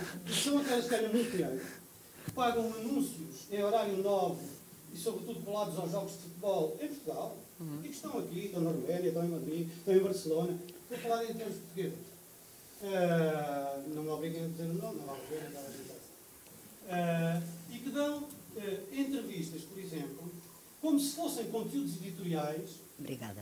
Em rádios de referência. Estou-me a lembrar de uma em concreto, em que se pergunta ao como é que se diz agora, diretor executivo, ao CEO, não é? Ao CEO. Como é que é, qual é a chave do vosso sucesso? Democratizar a literatura. O que é isto, democratizar a literatura? Do ponto de vista de quem publica, não é? Dos autores. Isto quer dizer publicar toda a porcaria desde que lhes paguem. Porque estas edições são pagas pelos autores ou por alguém por eles, não é? E, portanto, isso é que eu digo muitas vezes, são papéis sujos com tinta, não são livros. E isto tem aumentado imenso. Eu gostava de ver alguns dos personagens do Lessa Queiroz, porque são mais engraçados, voltarem hoje ao próprio Lessa Queiroz e todos depois a observar estes fenómenos. Que nós, por exemplo, enquanto bibliotecários, observamos as bibliotecas do país todo. Não estou a falar desta em concreto. Por exemplo, uma menina com 13 anos pode publicar um livro. Porque hoje ficamos todos com um livro mais bonito se formos autores de um livro publicado. Publica um livro. Bom, não tem problema nenhum. O problema é que naquela sala podem estar 2 presidentes de Câmara, 2 municípios vizinhos, que a menina é de um e vive no outro. Podem estar os vereadores todos, dos 2. Ou é neta de um deles, ou é pode neta estar. de um deles, ou é neta de um deles também. Isso não vou que dizer. É outra questão portuguesa. Não vou dizer. Muito mas vou deslindar aqui, sem estar a referir coisas concretas, cenários aos quais tenho assistido durante esta maravilhosa vida nesta área de atividade. E então, mas por exemplo, pode estar o Mário Cláudio e só estão 15 pessoas, ou 20. E já é bom, não é? Bom, e no meio desses, até pode haver um que de repente, quando chega a hora de fazer isto que eu estou a fazer, diz assim, eu também sou escritor. Acontece muito. Um autor local, não é? Que ninguém conhece ele, independentemente dos méritos daquilo que ele publicou. A questão é que ele não sabe quem é o Mário Cláudio. Não faz nenhuma ideia de que o Mário Cláudio é outro campeonato, não é? Portanto, e, portanto, tudo isto está ligado. É resultado da interligação destes mesmos 2 fenómenos, não é? Em que, de repente, extravasa também para os meios impressos este mesmo lixo, esta mesma lógica, esta mesma forma de nos iludirmos com uma ilusão de democracia, não é? E deixarmos que a nossa voz, a voz de cada um de nós, que a minha voz, tem algum valor comparado com a voz do Fernando Savater, que esteve aqui há 20 anos connosco. Há 30. Há 30. É verdade. Já foi há tanto tempo. Exatamente. Pronto. Há 27, quer dizer, edição, não é nada disto. 27 anos. Não é nada disto. Mas é isto que se passa. Ou então, do autor, de um poeta fantástico, que publica um livro e que, ao contrário do Mário Cláudio, que tem 20 pessoas na sala, não cabem as pessoas. Umas estão de pé, outras estão sentadas, já não há lugares. E é uma coisa que classificá-la de poesia é absolutamente pornográfico. Desculpem-me a expressão, mas Deixa-me só acrescentar ao que tu estás a dizer, que também é pornográfico, que os livros portugueses só são anunciados na televisão nos telejornais, não estou a falar dos poucos raros e a horas impossíveis programas de cultura. Nos telejornais só se forem escritos por pivôs de telejornal. É uma regra. Isso é outra questão. Regra. Isso é outra questão, exatamente. E para terminar, vamos lá ver. Tudo isto se passa. E porque mais grave, aquelas pessoas estão ali e uma veio da Póvoa de Varzim, a outra veio do Porto, a outra veio de Trás-os-Montes, a outra veio do Algarve, e estão ali naquele sítio, não é? No interior do país, num sítio em concreto, em que estão ali todos, e eles, tu és o amigo, falou não sei o quê, és meu amigo. Não é que eles são amigos? Das redes sociais digitais. Não é? Nunca se tinham visto, e estão-se a ver, grande parte deles pela primeira vez na mesma sala. Por isso é que eu gostava do essa. Entretanto, um já está a numeriscar a senhora e tal, que está ali, que eu nunca tinha visto. Bom, e portanto, para terminar, isto tudo resulta desta ideia, mesma ideia, e resulta de uma questão gravíssima que a Teresa referiu, que é também a ideia de que podemos dispensar a mediação. Então já não precisamos de professores para nada, nem de pessoas que tenham adquirido competências certificadas por ninguém. Para quê? Somos todos sábios em tudo. E, portanto, é neste ambiente, mais ou menos, que eu queria fazer o comentário. Obrigado. Microfone mesmo aí para trás de si. Eu queria primeiro responder à sua pergunta da palavra e do poder tirar a liberdade, dado que é um dos temas fundamentais, é a liberdade. Mário Pissarra, sim. Basta pensar que no ensino se fazia a diferença entre ensinar e doutrinar ou endoutrinar. Ora, o endoutrinar podia ser uma das formas de tirar a liberdade de pensar e a própria liberdade no seu exercício, pela palavra do professor. E sempre houve professores que o fizeram. E eram louvados por isso. Este é o primeiro aspecto. O segundo é um sentimento. Eu vou daqui com deprimido. E vou deprimido porquê?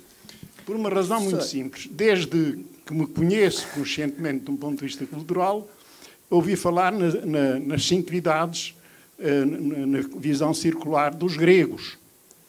E ao longo da história o que eu vejo é que as pessoas estão sempre na idade do ferro. Salvo raras exceções, pensavam ou no paraíso perdido ou no paraíso que havia de vir. Mas a verdade é que as pessoas tiveram de viver sempre no presente. E o presente é o problema das dificuldades. E as dificuldades não se vivem com filosofia só a fazer perguntas. Senão acontece o mesmo que aconteceu à observação da Simone de Beauvoir, que diz assim: os europeus passam o tempo a aprender a formular as perguntas. Os americanos dão-lhe a resposta sem formular a pergunta. E isto é dramático até para perceber o Trump. Até para perceber o Trump, isto é dramático. Bom, esta ideia ficou-me porquê? Porque eu acho que nós assistimos aqui a um certo exercício de culpabilizar ou o passado ou o futuro, ou o que quiserem, mas de incapacidade de pensarmos o futuro, o presente que é o nosso. E pensar o presente que é o nosso, em nome da liberdade, é interrogar-se também sobre este aspecto. As pessoas na rede social hoje dizem aquelas barbaridades todas. Alguma vez tiveram uso ou direito ao uso da palavra? Alguma vez tiveram liberdade para pensar ou expressar os erros e as estupidezes que dizem? Ou somos nós que no presente, que é esta a nossa sociedade, porque nós não podemos acabar com a manipulação dos meios de comunicação social, nós não podemos acabar com as redes sociais, mas temos de as pensar e de as tornar, descobrir um ethos da palavra, para que possamos ter um mundo onde possamos ver todos em conjunto, sem nos agredir, e talvez revitalizar a noção de verdade, compaginando-a com a liberdade. E tem uma dúvida que me ficou em relação à Fernanda.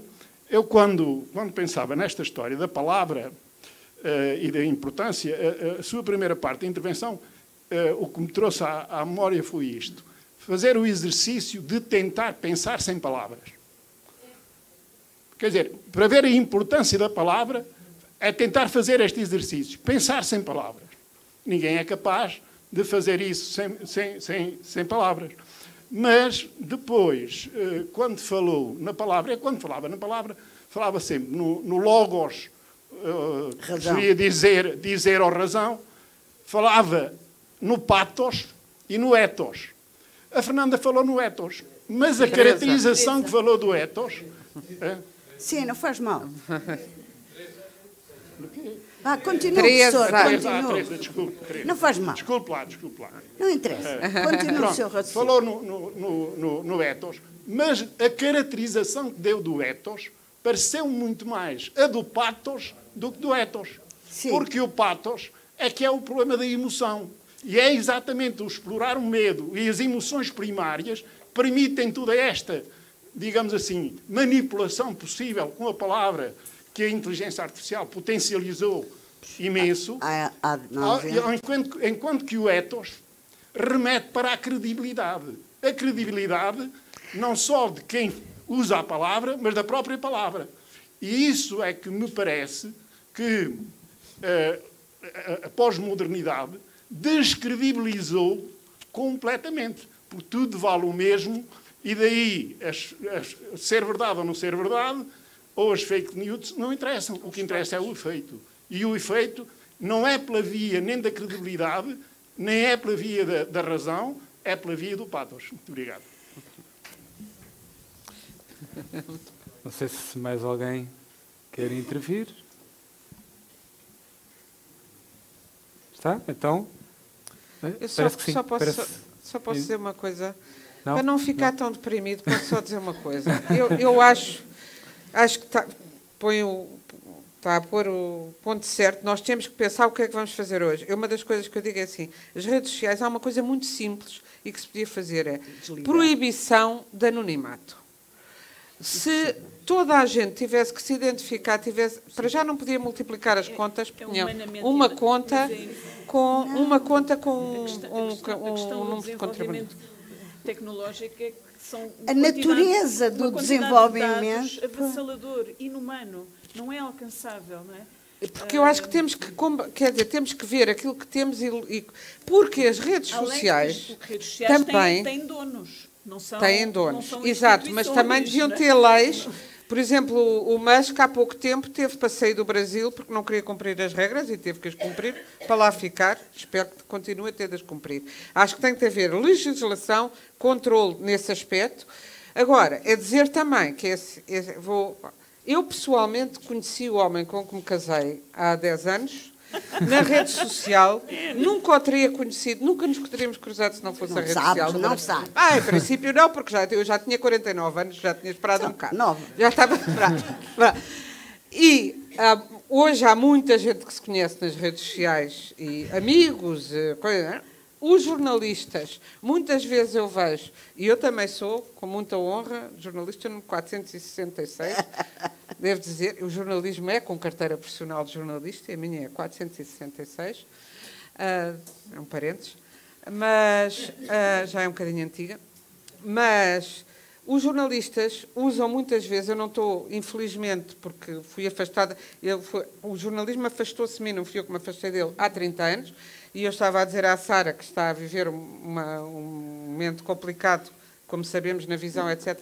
Infelizmente, os órgãos tradicionais estão a desaparecer. Eu acho que esse é um problema e que temos de o encarar e o transformar, porque, claro que as redes sociais não são jornalismo, não se podem... O que vem nas redes não é jornalismo. Agora, também são um instrumento de trabalho de jornalistas. Eu vejo muitas vezes jornalistas que estão em redações dizer quero fazer uma reportagem sobre isto.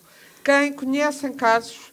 E, portanto, em vez de irmos às três pessoas que conhecíamos de antes, temos um meio de... E eu vejo o resultado dessas reportagens, algumas em televisão, algumas em jornais, de gente que anda nas redes porque apanha muito mais gente que tem casos para contar de inspiração para contar histórias que não seriam contadas. Não é que seja... 10 segundos só para acrescentar aqui uma coisa de valor também. O contacto, por exemplo, com o leitor. Eu não sou da idade da pedra no jornalismo, acho eu, mas quando eu comecei era muito difícil o contacto com o leitor, não era? Telefone ou por carta, não? Sim. Quer dizer, hoje há um contacto com o leitor e quando esse diálogo é simpático e é construtivo, isso é extraordinário. Mas claro que vocês não podem trabalhar, os jornais não podem trabalhar para o like, porque senão transforma-se tudo em tabloide. Eu não estou a falar disso, estou a falar de eu escrevo uma coisa e há um leitor que me faz um reparo, ou que faz uma pergunta, ou faz uma pergunta, faz uma crítica, faz um acrescento, faz um comentário. Isso é uma coisa muito boa, claro. Não é? Teresa, então, para fechar... Parece que estamos aqui, de repente, calha ostracizar as redes sociais. É que não adianta também, não é? Quer dizer, pode adiantar com o tempo algumas coisas. Por exemplo, há movimentos agora para condenar o X. Quer dizer, vão-se criando alguns movimentos que advêm desta consciência que estamos a ter, por via do logos e do pathos, que estamos a ter relativamente a esta desenfreada forma enganadora de fazer passar verdades. Portanto, pode haver a própria sociedade criar os seus anticorpos. Nesse sentido, colocando numa perspectiva pessimista, coloco as hipóteses de contrariar essa lei que parece irreversível, mas que pode não ser. Portanto, nós falamos aqui das redes sociais, de todo um movimento manipulado, manipulador, que permite que a informação, que a verdade seja enganosa, ou dada de uma maneira enganosa. Também porque essa abertura impossível de regular permite que as pessoas, ao abrigo do anonimato, mas não só, digam todas as vulgaridades e todos os disparates. E isso também há de criar alguma saturação, claro, que acredito possa ter algum retorno positivo. Mas isto não faz esquecer as bondades da inteligência artificial, as bondades desta abertura da comunicação, desta verdade e ilusão de poder ter voz, que alguns não tínhamos, disto que chamamos democracia na comunicação. Agora, há cada vez mais o sentimento que o descontrole, que a natureza, reafirmo, é que o problema está na forma de ser desta comunicação. Porque o problema que tu puseste nos livros, que é verdade, não tem essa voracidade. Claro que nós somos um país sem crítica, os livros não são criticados nos jornais, não há um programa sobre livros. Quer dizer, é mau, é péssimo, não conseguimos que a nossa democracia criasse ainda isso. Mas o modo como uma informação veiculada por um jornal tradicional, a forma como um livro ou outro é publicitado, a não ser que utilize os esquemas das redes sociais, tem a mesma condenação. A mesma que o silêncio de muitos autores perdidos, de muitos livros perdidos teve ao longo da história, em particular no feminino. Quer dizer, isso é uma marca da história. Mas a forma como a internet, as redes na internet se propagam é que tem uma natureza que não deixa que esse controle exista e não encontramos mecanismos de contrariar essa velocidade. Vocês vejam pessoas que praticamente não sabem ler ou que não praticavam a leitura há muito tempo, praticam nas redes sociais, com essa ambiguidade. Por um lado leem, mas por outro lado já se permitem escrever e sem distância. A ausência de uma distância mediada é fatal neste desenvolvimento, que acredito possa ter retrocesso. Bem, podíamos ficar aqui como se fosse uma caixa de comentários de jornais que nunca mais terminam. Só 5 segundos. Há outra coisa da natureza das redes sociais, que é a propagação do que é semelhante. E a eliminação da diversidade, não é? Exato. Uma aldeia. E isso é importante haver consciência disso, não é? E que já se faz por um som, por uma palavra. O Google ouve-me falar de piugas e amanhã eu sei onde é que se vende piugas. Quer dizer, agora vejam lá como é que isto se diz ao utilizador comum e aos jovens, da importância das bibliotecas e da escola, aos jovens cuja verdade não é o que nós dizemos. A verdade é o que diz a internet. É que se deslocou o centro da decisão. Deslocou-se. Quando é que um jovem achou que a verdade era o que tu lhe dizias, Teresa? Não sei. É uma boa pergunta A mim nunca para me terminarmos. aconteceu. Terminamos com essa. Fica esta pergunta no ar. Queria agradecer. Umas palmas às nossas convidadas, claro. Queria agradecer a vossa presença e pedir-vos que continuem a acompanhar este extraordinário Festival da Filosofia em Abrantes. E termino só com uma nota, já agora prática e pessoal. Fui convidado para estar aqui através de uma rede social. Chapou. Você tinha que ter a última palavra. Muito obrigada a todos pelas vossas palavras e presença. Gostávamos de recordar que está a decorrer, no piso de entrada da biblioteca, a Feira do Livro de Filosofia. As entradas no MIA, Museu Ibérico de Arqueologia e Arte, já aqui ao lado, serão gratuitas durante o festival.